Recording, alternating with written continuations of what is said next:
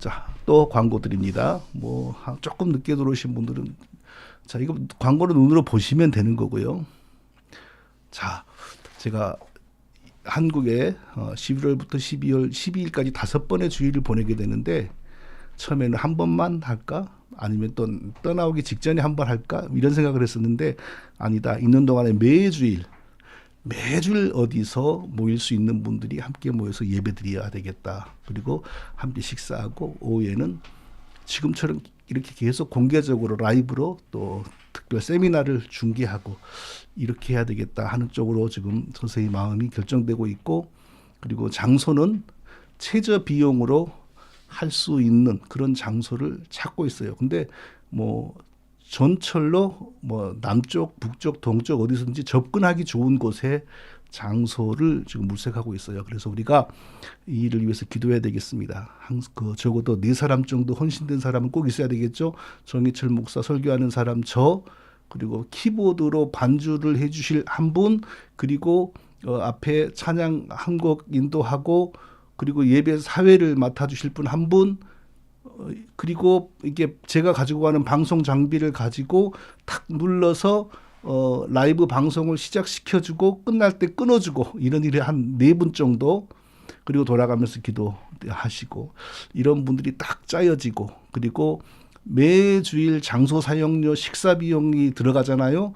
하나님께서 은혜로 역사하셔서 헌금을 하실 수 있는 우리 내부에 또 우리 외부에서 하나님의 역사가 일어나 풍성한 헌금이 들어와서 그런 일을 다 감당할 수 있기를 위해서 우리 각자 기도하시기를 바랍니다. 기도하면 분명히 하나님이 역사하십니다. 자, 이제 오늘은 아비야의 소금 언약 믿음이라는 제목으로 하나님 말씀 전하겠습니다. 아비야의 소금 언약 믿음이라는 제목으로 하나님 말씀 전하겠습니다. 자, 다윗의 아들 솔로몬이죠. 솔로몬의 아들이 르호보암이죠. 르호보암의 아들이 아비야입니다. 아비야에 대한 이야기입니다. 오늘은 아비야는 그러니까 이스라엘의 4번째 왕이죠. 다윗, 솔로몬, 르호보암, 아비야. 자, 구약은 되게 읽기가 쉽고 이해하기도 쉽죠. 그래서 어떤 분들은 종종 구약 설교를 자주 하면 저 목사님은 실력이 없으니까 쉬운 설교를 하나 이러는 분들이 있습니다. 그런데 구약 설교를 우습게 여기면 안 됩니다. 자, 왜 그러냐? 구약의 인물들을 가까이 대면하고 다루었던 그 하나님이 지금 현재 우리의 하나님이고 우리를 다루고 계십니다. 구약의 그 사람들이 어찌하다가 하나님의 복과 은혜를 받았고 어찌하다가 하나님의 책망과 심판을 받았느냐? 이것은 우리에게도 그대로 적용되는 아주 귀한 자산입니다. 단지 시대가 다르고 상황이 다를 뿐이지 하나님 앞에서 어떻게 복과 은혜를 받고 어떻게 심판과 재앙을 당하느냐, 그 원리가 똑같습니다. 그러니까 우리는 구약의 이야기를 볼 때에 이거 옛날에 재밌는 이야기 그게 아니고 하나님과 하나님 백성 사이에 어떤 일이 있었고 하나님이 어떤 원리를 따라서 복을 주시고 은혜를 주셨는가, 또 어떻게 어떤 이유를 인하여 책망을 받았는가, 이 사람들이 그것을 우리가 살펴보는 겁니다. 그 관점으로 오늘의 본문을 살펴보겠습니다. 아비야 왕은 불과 3년 동안 이스라엘 남쪽을 다스리다가 죽었어요. 불과 3년. 그리고 좀 길게 한 30년을 살았으면서 왕 노릇을 했어야 그래도 좀 역사에 비중이 있는 인물인데 불과 3년입니다. 그런데 이 3년 동안에 어떤 일이 있었냐? 북쪽에 우상 숭배자 여로보암이 이 남쪽을 먹으려고 큰 전쟁을 일으켰습니다. 이스라엘을 둘로 나누시고 여로보암이라는 악인을 통하여 북쪽 나라를 세우신 분은 하나님이죠. 솔로몬의 죄악을 징계하시느라고 그런 일이 벌어졌죠. 그러니까 북쪽 나라는 남쪽 다윗의 자손 솔로몬의 죄악을 징계하는 차원에서 생겨났어요. 그게 하나님의 영원한 계획은 아닙니다. 그럼에도 불구하고 여로보암은 하나님의 뜻을 잘 수행하면 또 나름대로 하나님의 복이 있겠죠. 그런데 그럴 생각을 하지 않고 단지 그 나라를 영원히 자기 기업으로 삼으려고 하는 마음만 가집니다. 나라를 세우고 나니 백성들은 그래도 하나님께 제사하는 백성들이잖아요. 그래서 자꾸 남쪽, 성전이 있는 남쪽으로 가서 하나님께 제사를 드리려고 해요. 그러면 초기 국가의 형성과 안정과 통합에 방해가 되는 거죠. 그래서 백성들이 남쪽으로 가는 일이 없게 만들려고 서로 왕래를 하지 않게 하려고 지금 북한이 딱 국경을 걸어 잠그고 백성들이 전혀 외부 세계하고 교류를 하지 않게 하는 거하고 똑같은 거죠. 그래서 백성들이 하나님께 제사 예배하기 위하여 남쪽으로 가는 일이 없게 하려고 북쪽에다가도 하나님을 하나 만들어서 도입을 했습니다. 그게 뭐죠? 금송아지 하나님이 이제 등장한 거죠. 근데 그것이 어느 정도 통했던 것 같아요. 소수의 믿음의 사람들은 야반도주했어요. 이렇게 배교한 나라, 사탄 숭배하는 나라에서는 살 수가 없다 하고 야반도주를 했는데 대부분은 남아서 살았어요. 그리고 금송아지를 숭배했습니다. 그런데 이게 복잡한 것이요. 아주 복잡합니다. 그 금송아지를 숭배하는 백성들에게 당신은 왜 그런 짓을 합니까? 라고 말하면 우리 하나님을 예배해야죠. 우리 하나님께 제사를 드려야 되죠. 이렇게 답을 하는 거예요. 그들은 그러니까 하나님을 섬긴다는 믿음으로 금송아지를 숭배한 겁니다. 이게 복잡하죠. 해 아래 새 것이 없습니다. 역사는 계속 반복되지요. 성경에 하나님을 섬기나 아니면 금송아지 하나님을 섬기나 이 문제는 계속 이후 역사에서 반복이 됩니다. 물론 모양은 다르죠. 신약의 시대 특히 종교개혁 이후에는 일체 보이는 우상이 없습니다. 지금 어느 교회에서 보이는 우상 만들어 놓고 그 앞에 숭배합니까? 보이는 우상이 없습니다. 전부 영적인 우상이요. 전부 영적인 우상 숭배를 합니다. 그러니까 보이지 않은 영적인 금송아지 하나님이 들어왔을 때에 어떤 뚜렷한 특징이 있는지 아십니까? 어떤 교회에 금송아지 하나님이 들어서고 들어앉으면 어떤 특징이 벌어지냐? 예배가 하나님께 합당한 거룩을 잃어버리고 대신 예배가 사람에게 감정의 즐거움, 감정의 만족을 주는 예배로 변한다는 겁니다. 잘 보세요. 오늘날 교회에 영적인 금송아지 하나님이 들어와 진짜 하나님 자리를 차지하면 예배는 하나님께 합당한 거룩을 잃고 사람에게 즐거움을 주고 사람에게 만족을 주는 노래와 설교와 그렇게 다 교회가 변해요. 자, 옛날에 금송아지가 처음으로 등장할 때 모세는 시내산에서 기도하고 하나님으로부터 십계명을 받고 있었죠. 시내산 밑에서는 아론이 백성들을 이끌고 있었죠. 근데 모세가 없으니까 백성들 가운데서 사단의 역사가 시작이 되었어요. 모세도 없고 그러니 하나님을 만들어주라. 우리가 하나님을 섬겨야 되겠다. 웃기지요. 하나님을 만들어주라. 하나님을 보이는 어떤 것으로 만들어주라. 우상을 만들어 달라는 거죠. 우리는 그걸 우상이라 그러고 그것들은 하나님이라 그러는 거죠. 그 사람들은. 그런데 하나님을 눈에 보이는 어떤 것으로 형상으로 만드는 것은 십계명의 2조. 너를 위하여 새긴 우상을 만들지 말고 결국은 하나님 믿겠다고 하나님을 만드는 것도 자기를 위하여 자기가 하나님 믿게 도와달라는 쉽게 해달라는 거잖아요. 그러니까 그것도 너를 위하여 새긴 우상, 나에게 복을 줄 우상, 내게 만족을 줄 우상, 하나님 내게 만족을 주고 또 위로 하늘에 있는 것이나 아래로 땅에 있는 것이나 땅 아래 물속에 있는 것에 어떤 형상도 만들지 말며 그것들에게 절하지 말며 그것들을 섬기지 말라. 그러니까 하나님을 위한 답시건 무엇을 위한 답시건 뭘 만들어 놓고 절하고 경배하는 것은 절대 금지된 겁니다. 십계명 2조에 의하여 십계명 받은 지가 절대 안 되는 거죠. 하나님을 눈에 보이는 어떤 형상으로 만들면 무슨 문제가 벌어집니까? 필연적으로 하나님이 왜곡이 되죠. 왜? 그 형상이 하나님이 되잖아요. 그럼 하나님이 왜곡이 되는 거죠. 우리는 오직 말씀의 하나님만 믿어야 됩니다. 하나님은 영이시기 때문에 우리처럼 얼굴도 코도 눈도 없습니다. 그럼 어떻게 존재하십니까? 영으로 존재하시죠. 영은 우리가 만질 수 없고 볼 수 없죠. 그러니까 하나님께서 자기를 말씀으로 우리에게 계시하셨습니다. 그리고 그 말씀이 우리와 똑같은 사람으로 오셔서 우리가 손으로 만지고 눈으로 보고 귀로 그 음성을 들을 수도 있게 해주셨죠. 하나님의 성육신자 예수 그리스도입니다.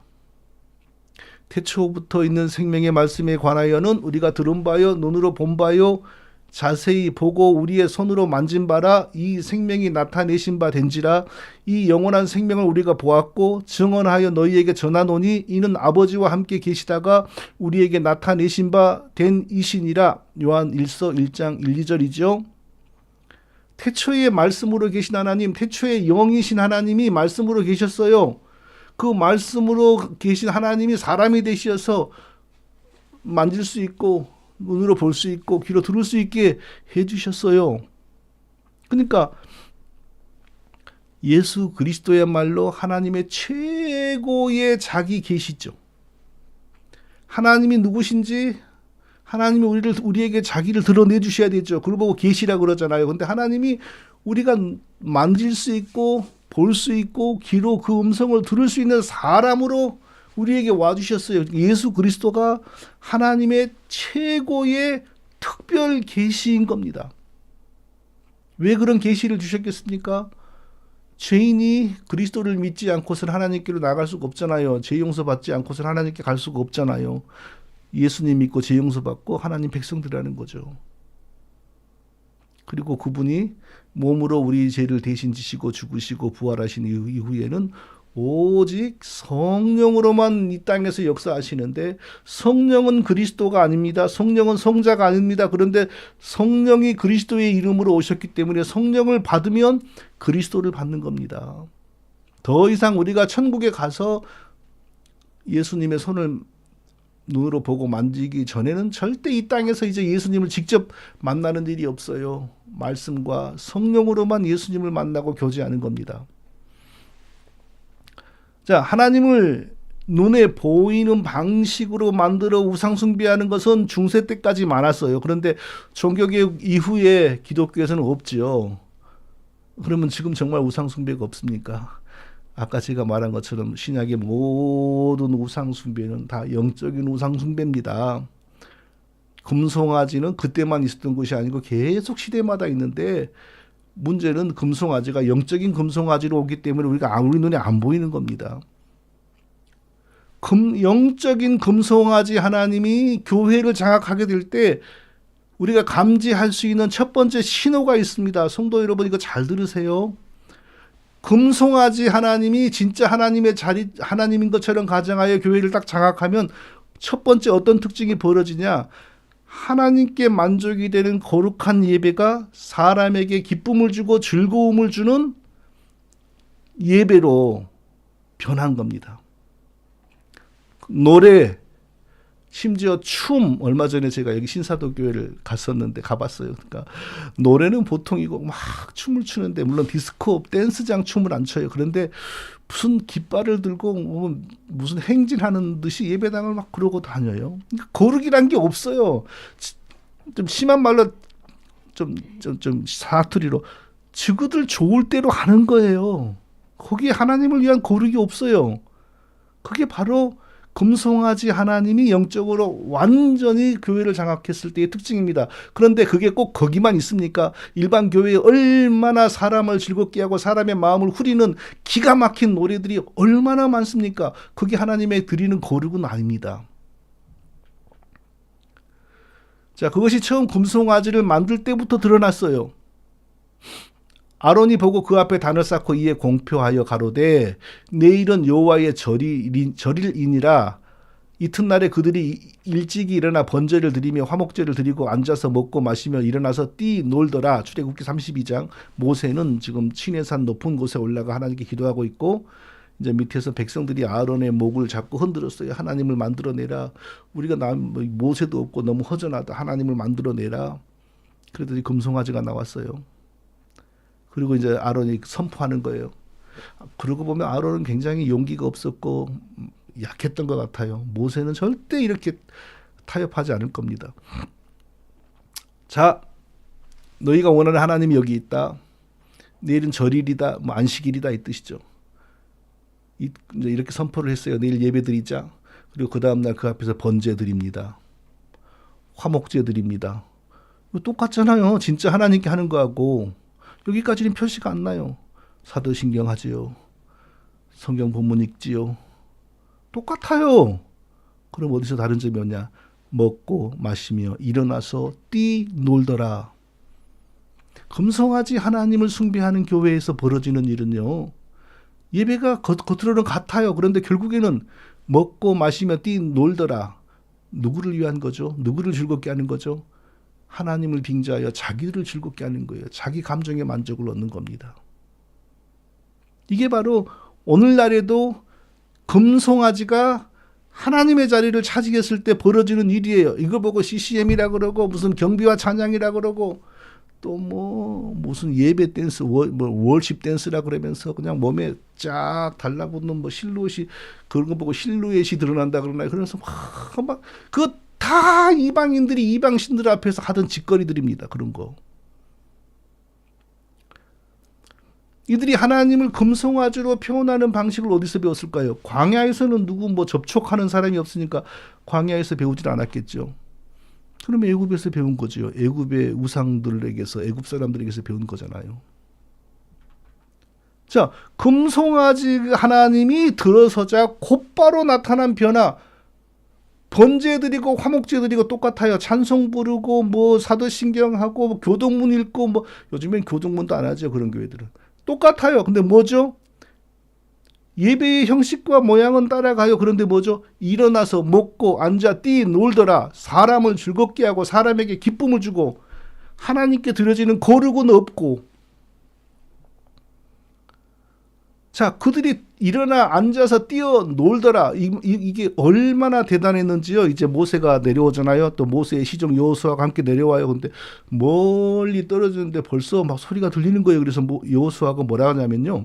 여호수아가 백성의 떠들음을 듣고 모세에게 말하되 진중에서 싸우는 소리가 나나이다. 출애굽기 32장 17절.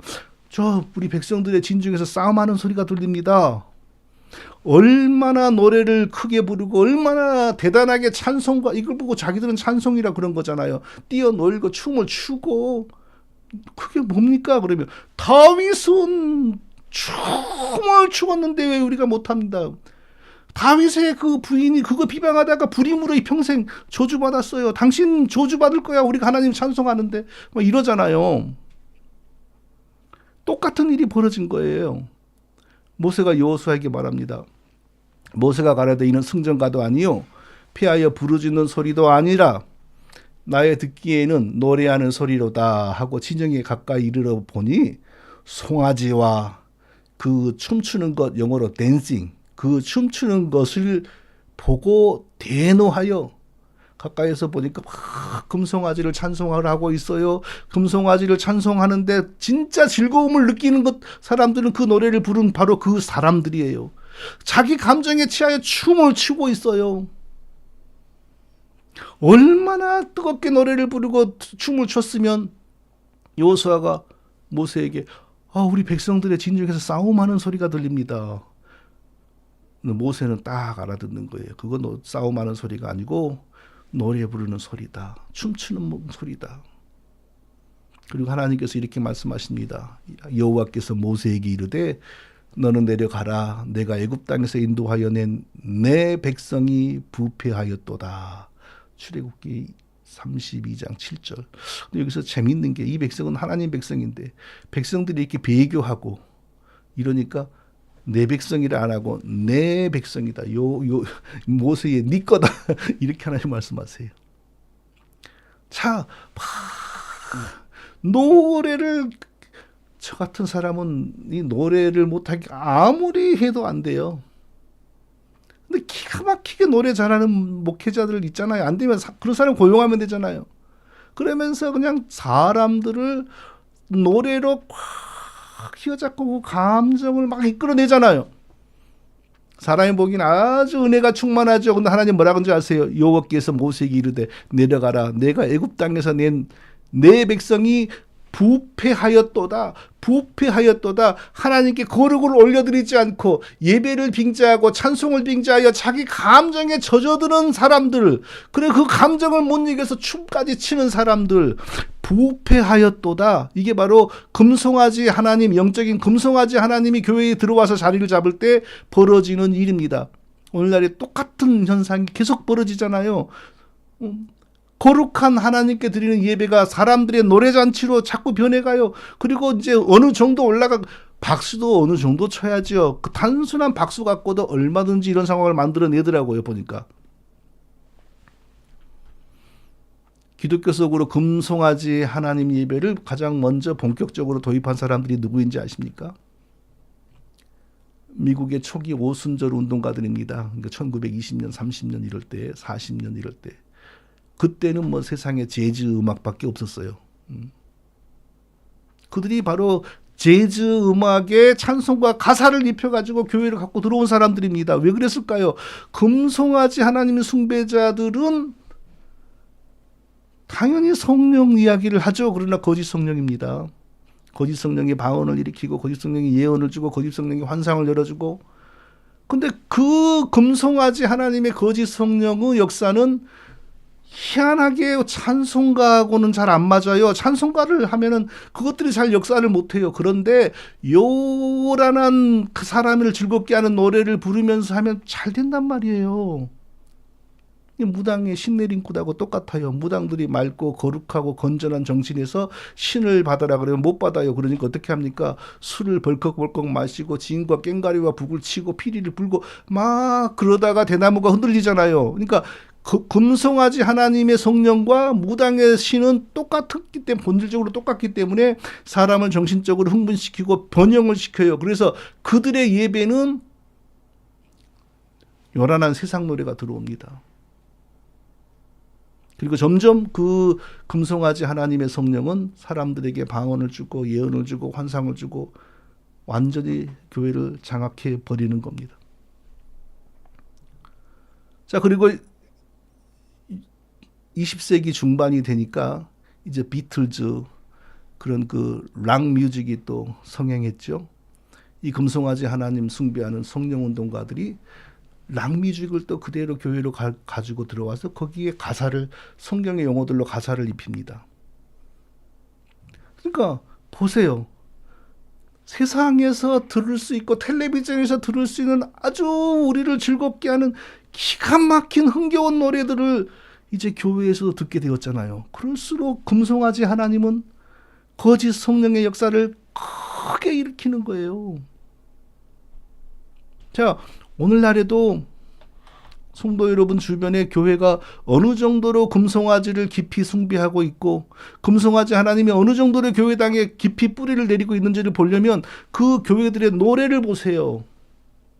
그 노래가 하나님께 드려지는 거룩이 얼마나 있는지, 거룩을 얼마나 만들어내는지, 아니면 그 노래를 부르는 사람의 마음을 얼마나 사로잡는지, 그 노래를 부르는 사람들에게 마음에 얼마나 기쁨을 주는지. 금송아지 하나님을 섬기는 교회의 노래는요, 하나님이 성도들의 마음에 들어설 틈을 주지 않아요. 들어서면서부터 감정을 확 휘어잡습니다. 마치 들어가는 입구에서 전부 소주 한 잔씩 먹여서 예배당으로 들어가게 하는 것처럼 들어설 때부터 준비 찬양이라 그러나요? 무슨 찬양이라 그러나요? 그러면서 사람들의 감정을 노래로 휘어잡아요. 하나님이 개입할 틈이 없어요. 노래가 이끌어가는 교회, 감정이 이끌어가는 교회. 이게 바로 금송아지 하나님이 하나님의 자리를 차지한 교회의 특징입니다. 변명을 하지요. 세상이 이렇게 변했는데 우리가 찬송가만 하면 됩니까? 거기에 대한 답은 저도 잘 모르겠어요. 찬송가만 하면 세상 사람들은, 저는 하겠어요. 전도가 안 된다 그래요. 찬송가만 해서는. 그러면은 찬송가뿐만 아니라 드럼을 치고 전자기타를 치고 베이스를 치고 해서 사람들의 마음을 확 휘감아주는, 그래서 한번 같이 노래를 부르면은 뭔가 가슴이 찡하게 만들어주는 그런 교회를 만들면 거기서 하나님 백성이 생산이 되냐고요? 아니에요. 전부 금송아지 숭배자들, 지역 백성들만 생산돼요. 그게 신사도 교회의 특징이잖아요, 지금요. 옛날 찬송가만 해도 됩니까?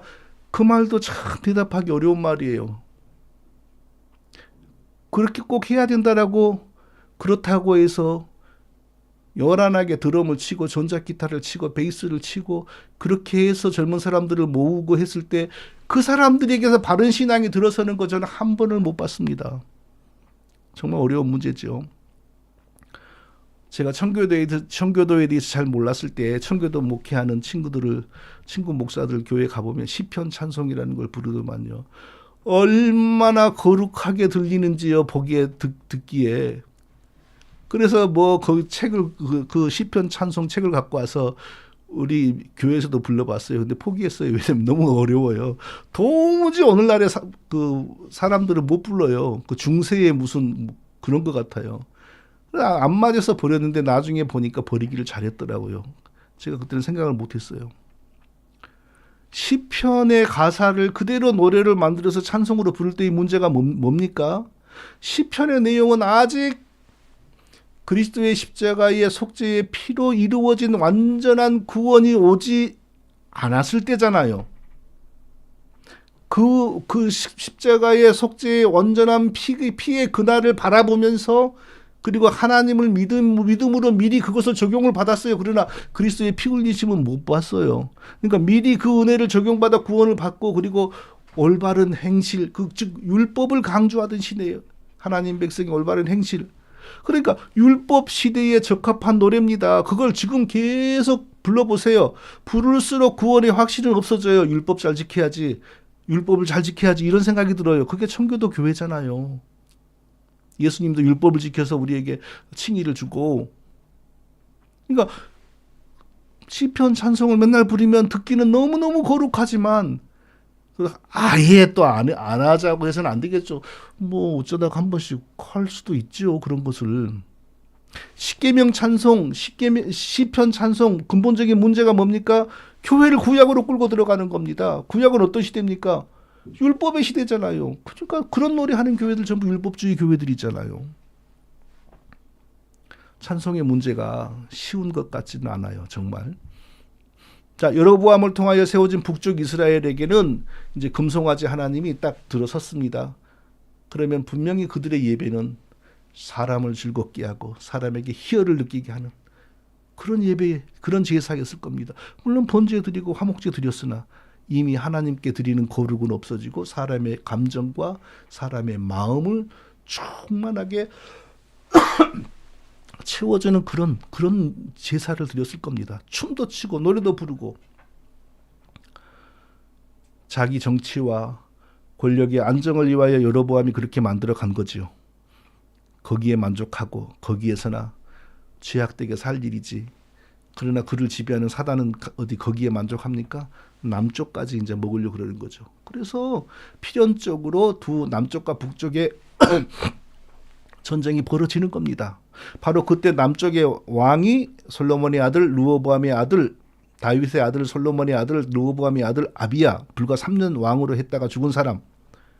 그런데 그 3년이지만 아주 짧은 3년이지만 아주 좋은 흔적을 역사에 남기고 갑니다. 그리고 북쪽 여로보암의 그 제약된 사악한 야욕을 완전히 분쇄해버리고 이 세상을 떠납니다. 자, 전쟁이 무르익을 때 이제 양쪽이 군사를 준비하죠. 남쪽에서는 아주 용감한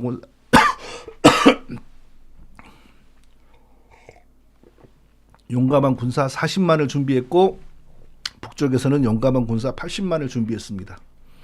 아마 이때 이스라엘의 전체 인구가 한 1000만이나 뭐 좀 넘을 겁니다. 그런데 도합 120만의 군사가 준비되었다. 뭐 전체 인구의 한 10분의 1이 전쟁터로 나간다는 거죠. 총력전입니다. 완전히. 원래 북쪽에는 10지파, 남쪽에는 2지파잖아요. 그러니까 북쪽에 군사가 많은 건 당연해요. 자, 전쟁이 시작이 되었습니다. 북쪽에는 아마 군사적인 재능이 있는 전략가가 있었던 모양입니다. 남쪽에는 없었고요. 그래서 수적으로도 많은데 또 전략을 잘 펼쳐서 북쪽의 군대가 남쪽의 군대를 앞뒤에서 에워싸버렸어요. 그래서 남쪽의 군대는 패닉에 빠졌고 이제 다 전멸할 것만 같았어요. 그런데 그때 남쪽의 아비야의 군사들이 하나님께 부르짖었다고 합니다. 유다 사람이 뒤를 돌아보고 자기 앞뒤의 적병들로 말미암아 갑자기 보니까 양쪽으로 포위되어 있는 게 보이는 거예요. 그러면 그냥 패닉하고 도망가는 게 아니라 뭐라 그러냐? 성경은 여호와께 부르짖고, 부르짖는다 이 말은 하나님의 도우심을 간절히 구했다 이 뜻이죠. 제사장들은 나팔을 부니라, 그러니까 제사장들과 함께 하여서 하나님을 의지하고 싸운 거예요. 유다 사람이 소리를 지르매 소리 질렀단 말은 무서워서 소리를 질렀다 이게 아니고 하나님께 간절하게 그 도움을 구했다 이거예요. 유다 사람이 소리 지를 때에 하나님이 여로보암과 온 이스라엘을 아비야와 유다 앞에서 치시니 하나님이 치셨어요. 어떤 방식인지 성경에 나오지 않아요. 하나님께서 힘을 주셔서 은혜를 주셔서 남쪽에 40만이 북쪽에 80만을 크게 이겼는데 자그마치 50만, 북쪽에 50만을 도륙하였다라고 합니다. 자, 80만의 군대가 왔고 50만이 도륙되었어요. 자, 옛날에 수나라가 우리나라에게 뭐 30만, 40만이 왔다가 돌아갈 때 3천 그랬잖아요. 결국 어떻게 됩니까? 수나라가 망하잖아요. 임금이 재구시를 못해요. 신하들의 반란이 일어나서 그 수나라가 망하잖아요. 똑같은 일이 벌어진 겁니다. 여로보암은 이 일로 정치적인 힘을 잃고 또 하나님이 병으로 치신 모양입니다. 그래서 죽었어요. 솔로몬의 제약을 징계하기 위하여 여로보암이 쓰임을 받았고 그래서 북쪽에 한 나라를 만들었는데 자기 분수를 모르고 또 그래도 믿음으로 살려고 하는 남쪽을 공격한단 말이에요. 그러니까 하나님이 이렇게 데리고 간 거죠. 분수를 모르니까. 하나님이 뜻을 이루기 위하여 악인도 사용하시지만 그 악인이 너무 분수를 모르면 이렇게 벌하신다는 걸 우리가 알 수 있습니다. 불과 3년 짧게 왕을 했는데 그 짧은 기간 동안에 하나님의 은혜를 크게 입어서, 그러니까 이런 사람이 더 오래 살면서 백성을 이끌면 얼마나 좋겠어요. 근데 왜 이렇게 짧게 사냐고요. 아쉽죠? 그러지만 이 3년 동안에 큰 아주 좋은 흔적을 남기고 떠난 겁니다. 하나님께서는 왜 아비야에게 복을 주셨을까요? 아비야에게 있었던 올바른 신앙을 찾아보고 그것을 우리 것으로 삼을 수 있기를 바랍니다. 첫째, 아비야는 하나님의 언약을 믿고 의지한 사람입니다. 자, 전쟁이 시작되려고 할 때 옛날에 전쟁은 양쪽에 이렇게 대진을 하잖아요. 그러면서 이제 몇 마디 주고받고 양쪽의 대표적인 장수가 나가서 싸우기도 하고 막 이런 식으로 시작이 돼요. 그게 전쟁의 서막이죠. 아비야가 큰 소리로, 왕인데 또 용감했던 모양이에요.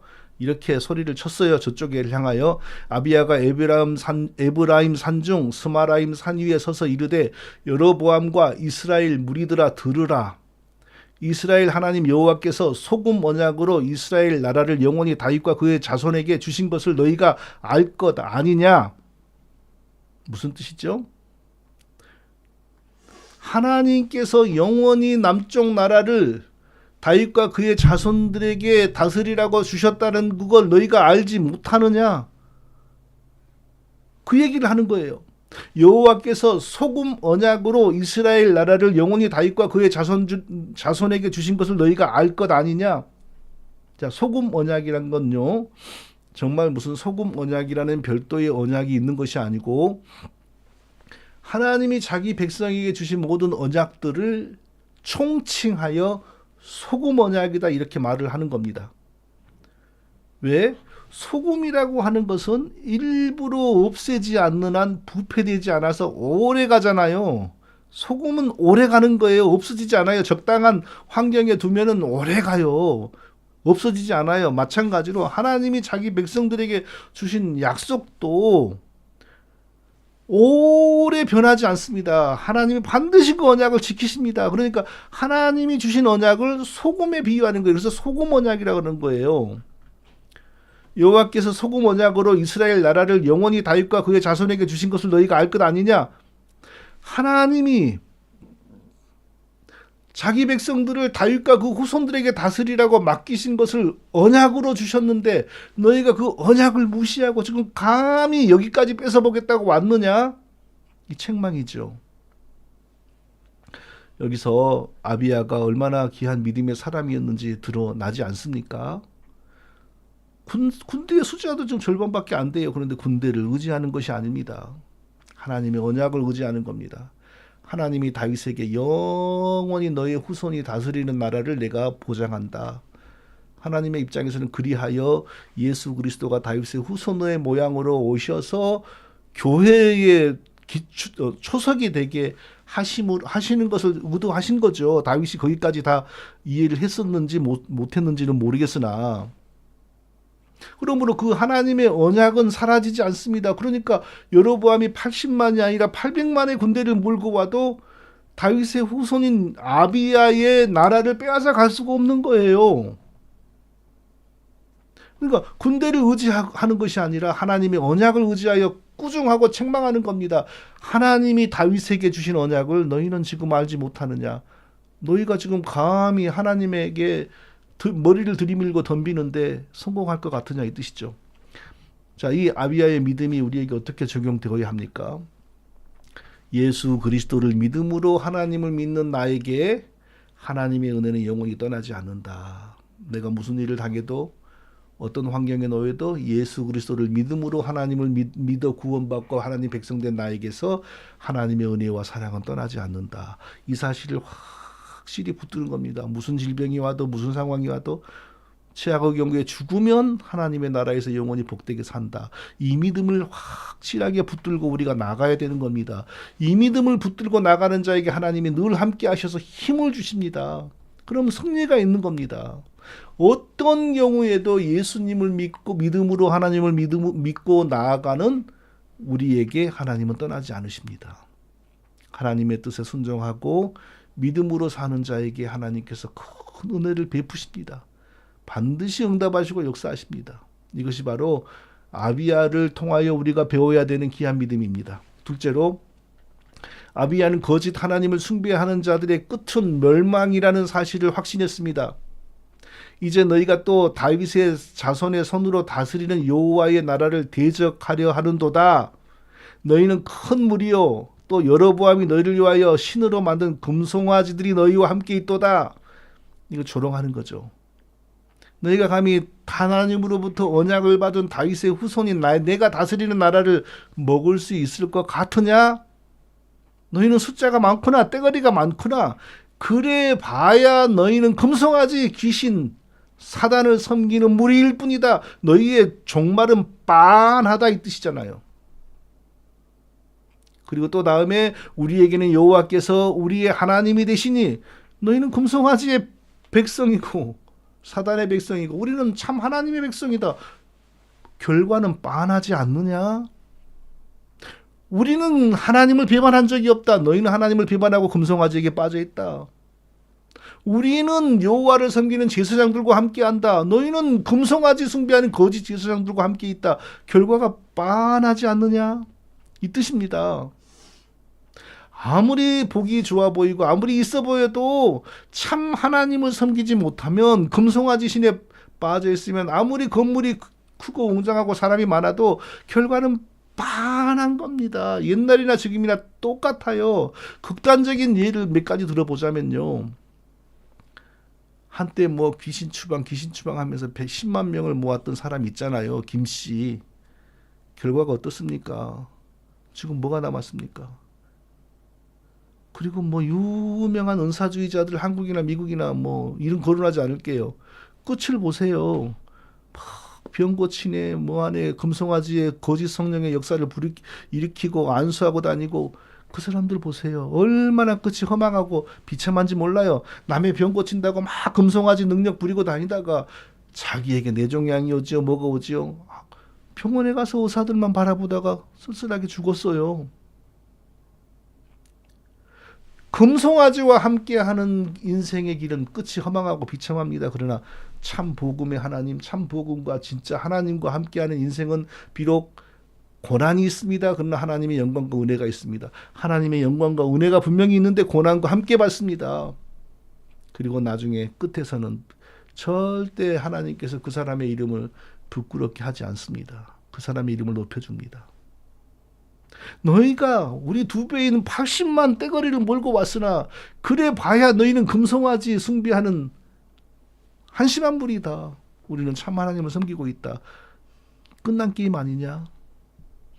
자, 우리가 언제든지 아무리 많은 사람들이 금송아지를 섬기고 아무리 많은 사람들이 금송아지 하나님을 섬기는 교회를 드나들면서 세상에서 마치 유명한 교회 무슨 벼슬이라도 하는 것처럼 하고 다녀도 끝은 비참한 겁니다. 아무것도 남는 거 없습니다. 참된 복음, 참된 믿음 부여잡고 복음과 함께 고난당하면서 살아가는 자가 승리하는 겁니다. 셋째로 아비야는 하나님께 순종하고 하나님의 뜻을 준행하는 자에게 하나님이 승리를 주신다는 사실을 확신했습니다. 우리는 우리 하나님 여호와의 계명을 지키나 너희는 그를 배반하였느니라. 자, 지금 불순종하고 살면 이런 말을 어떻게 할 수 있습니까? 지금 하나님께 순종하고 살고 있으니까 우리는 우리 하나님인 여호와의 계명을 지킨다. 그러나 너희들은 배반했다. 자, 그러니 너희 조상 하나님 여호와와 싸우지 마라. 너희끼리 형통하지 못하리라. 지금 타이르는 거예요. 괜히 우리랑 싸우다가 망하지 말고 돌아가라 이 뜻이에요. 왜? 우리는 지금 하나님께 순종하는 백성들이다. 하나님이 순종하는 백성들을 그냥 두냐? 하나님이 순종하는 백성들에게 너희들이 감히 칼을 들고 왔는데 하나님하고 싸우지 마라. 망하지 마라. 망할 길 오지 말고 돌아가라 이 뜻입니다. 계명대로 살아서 구원받는 건 아닙니다. 구원은 오직 은혜로 받습니다. 하나님 믿음으로 구원받습니다. 예수님 믿음으로 구원을 받습니다. 그리고 믿음 이후에는 구약의 백성들이 계명대로 살아야 됩니다. 그러나 대부분이 계명대로 못 살지요. 계명대로 살지 못하면 어떻게 됩니까? 하나님이 징계하시고 책망하죠. 왜? 하나님은 계명대로 못 산 더럽고 제약된 백성들이 하나님이 아니죠. 계명대로 사는 거룩하고 신실한 자들이 하나님이십니까? 계명대로 살지 않고 제약되게 살 때 하나님이 하시는 가장 흔한 현상은 뭐냐? 전쟁을 이용하여 자기 백성들을, 불순종하는 자기 백성들을 때리시는 일입니다. 지금 전쟁이 벌어졌잖아요. 근데 이 상황은 지금 계명대로 살지 못하는 자기 백성들을 때리시기 위하여 벌어진 전쟁이 아니라 계명대로 살고 있는 백성들을 괴롭히기 위하여 금송아지 백성들이 지금 내려온 겁니다. 결과가 어떻게 되겠어요? 그러니까 50만이 도륙되어서 도망가고 여로보암은 죽고 망하는 거죠. 아비야가 이스라엘 자손들아 너희 조상들의 하나님 여호와와 싸우지 말라. 너희가 형통하지 못하리라. 자, 하나님께 순종하고 하나님의 뜻대로 살지 않은 백성은 이렇게 말 못합니다. 이걸 보면 아비야는 분명히 믿음의 사람입니다. 왜 이런 사람을 더 오래 살게 하시지 않고 3년 만에 데리고 가셨는지 모르겠어요. 참 보면은 역사를 보면은 좋은 왕들도 종종 있으나 대부분이 나쁜 왕들입니다. 또 오래 살기도 해요. 그런 왕들은. 근데 이렇게 좋은 왕은 오래 살지를 못해요. 참 이상합니다. 사랑하는 성도 여러분, 우리가 하나님께 은혜와 복을 받고 누리고 살려면 계명이 지켜져야 돼요. 계명은 율법입니다. 그런데 신약의 백성들이 율법을 어떻게 지켜야 됩니까? 구약의 방식으로 율법을 지키는 것은 성경의 가르침이 아닙니다. 또 그렇게 하지도 못합니다. 구약의 방식은 육신의 힘으로 율법을 지키는 거잖아요. 육신의 결단으로. 그렇게 못합니다. 잠시 할 수 있어도 대부분 제약의 길로 갑니다. 왜? 계명이 요구하는 삶을 도저히 살 수 없는 육신을 타고났기 때문에 그렇죠. 아비야 시대에 잠시 바르게 살았으나 이후 어떻게 됩니까? 점점점 타락의 길로 가다가 하나님의 큰 징계로 바벨론의 침략을 받고 마지막 왕은 눈이 뽑히고 쇠사슬에 결박이 되어 끌려가잖아요. 계명대로 살지 않고 제약되게 살았으니까. 우리도 계명을 지켜야 되는 하나님의 백성입니다. 계명을 지키면 하나님 우리에게 복과 은혜를 주십니다. 그런데 우리는 이스라엘 백성들처럼 계명을 지킬 수 없는 육신의 아주 못된 육신의 사람들입니다. 그래서 육신으로는 복을 받을 수가 없어요. 그러면 도대체 우리는 어떻게 계명이 이루어지는 삶을 살아서 복을 받을까요? 육신을 쫓지 않고 그 영을 쫓아 행하는 우리에게 율법의 요구를 이루어지게 하려 하심이라. 로마서 8장 4절. 육신을 쫓지 않고 우리가 막 육신의 욕망대로 살려고 하지 않고 그 영을 쫓아 그리스도의 십자가의 보혈의 능력을 우리에게 적용하기 위하여 우리 속으로 오신 성령의 은혜를 쫓아 이것은 우리가 인격적으로 내가 육신의 제약된 욕망에 순종하지 않고 하나님이 원하시는 거룩한 삶을 살기 위하여 그리스도의 피를 발라주시는 손으로 내게 오신 성령의 도움을 구한다는 겁니다. 성령을 의지하고 성령의 도우심을 구할 때에 성령이 내 마음의 소원대로 내가 죄에 지지 않고 거룩하게 살아갈 수 있는 힘을 주신다는 겁니다. 육신을 쫓지 않고 그 영을 쫓아 행하는 우리에게 율법의 요구를 이루어지게 하려 하십니다. 네. 율법을 지키려고 육신으로 노력하면 100번 실패합니다. 도무지 할 수 없다라는 사실을 우리가 인정을 해야 돼요. 오직 내가 간절히 하나님 백성답게 살려고 하는 소원을 가지고 그리스도의 피의 능력을 내게 적용하시는 성령의 도우심을 간절하게 늘 구해야 돼요. 한두 번 해서 되는 게 아니고 늘 그리 해야 돼요. 그럴 때에 우리의 속으로부터 거룩한 변화가 일어나서 우리의 삶이 변하고 우리의 생각이 변하고 우리 행동이 다 변하는 거죠. 그러면 율법을 지키려고 육신적으로 노력하지 않아도 율법이 요구하는 삶이 이루어지는 거예요. 영을 쫓아 사는 사람에게서 율법의 요구가 이루어지는 겁니다.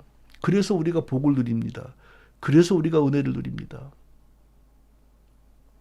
여로보암은 금송아지 거짓 하나님을 섬기는 자이고 아비야는 참 하나님을 믿는 믿음의 사람이었습니다. 둘이서 전쟁을 해요. 군사의 수로 결정이 나는 게 아니죠. 하나님이 누구와 함께 하느냐에 따라 이미 결정이 나는 거죠. 이 전쟁으로 아비야는 결국 죽었어요. 망했습니다. 그러나 반대로 여로보암이 죽고 망했어요. 그러나 아비야는 승승장구했습니다. 아비야가 점점 강성하여 아내 14을 거느려, 하필 왜 아내 14을 거느려 뭐 이런 말을 하시는지 좀 이해가 안 돼요. 아들 22과 딸 16을 낳았더라. 그래봐야 2년 살다가 죽었잖아요. 그러니까 대략 첫 해에 전쟁 벌어졌다고 치고 둘째 해나 전쟁 벌어졌다 치고 그리고 조금 더 살다가 죽었잖아요. 그러면은 아내 14을 거느리고 아들 22, 딸 16을 낳았는데 언제 이런 게 다 이루어진 거죠? 왕 할 때 3년 아니잖아요. 근데 비교적 초반에 전쟁이 벌어져서 이겼고, 그러면 나머지 한 2년 동안 안에, 그러니까 좀 민망한 얘기인데, 뭐 하나님께서 이런 육신에 막 이걸 복이라 그래야 돼요, 뭐라 그래야 돼요, 이걸 막 주신 거예요. 근데 대조하는 거죠. 여로보암은 교만과 악으로 남쪽까지 차지하려다가 완전히 폭망하여 죽었고, 반대로 아비야는 이렇게 육신적으로도 한 인생으로도 팔팔해졌다. 그런데 3년도 못 가고 그냥 죽어서 천국에 갔어요. 그건 이해할 수 없어요. 이게 대조를 하는 거죠. 왜 이렇게 일찍 데리고 갔는지 모르겠어요. 자, 오늘 이제 마무리하죠. 구약의 사람들의 이야기는 그냥 재미있는 이야기가 아니고 그들은 우리에게 원리를 제공합니다. 어떻게 하나님을 섬기면 복을 받고 어떻게 하나님을 섬기면 우리가 심판과 재앙을 받는지, 아비야처럼 언약을 의지하고 그리스도 안에서 하나님을 의지한다는 거죠. 그리고 계명을 지키고, 이 말은 뭐예요? 하나님이 이 뜻이 이루어지는 거룩한 삶을 성령의 능력으로 살아가고, 그럴 때 하나님이 우리에게 복과 은혜를 풍성하게 주신다. 이 사실을 알 수가 있습니다. 저와 우리 모두에게 이런 은혜가 다 실현될 수 있기를 예수님의 이름으로 축원드립니다. 거룩하신 아버지 하나님, 오늘도 귀한 말씀으로 우리에게 복의 길을 보여주셔서 감사합니다. 복의 길을 우리가 이제 알았사오니 의지하고 믿음으로 나아가는 우리 모두가 다 되게 하여 주옵소서. 성령의 능력으로 계명이 이루어지는 신실하고 거룩한 삶을 살게 하여 주시옵소서. 예수님의 이름으로 기도합니다. 아멘. 자,